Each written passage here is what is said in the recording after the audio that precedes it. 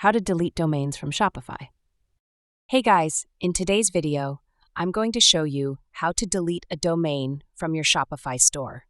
If you've added a domain you no longer need or want to switch to a new one, this quick guide will walk you through the steps.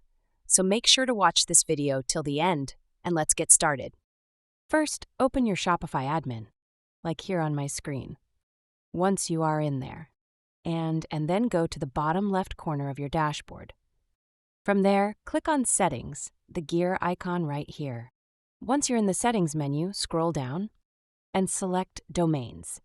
This will open up the Domains section, where you'll see a list of all domains currently connected to your store. Now, before you can delete any connected domain, you need to make sure that your Shopify default domain is set as the primary domain. So to make it the primary one, click on your default Shopify domain. It usually ends in .mishopify.com, and set it as the primary domain. This step is important because Shopify doesn't let you delete a domain if it's currently set as the primary one.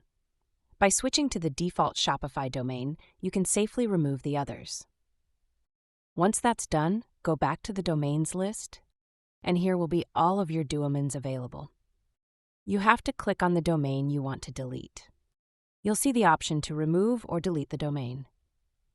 Click that, confirm the removal, and the domain will be disconnected from your store. Repeat the same steps for any other domains you no longer need. And that's how you can easily delete a domain from your Shopify account.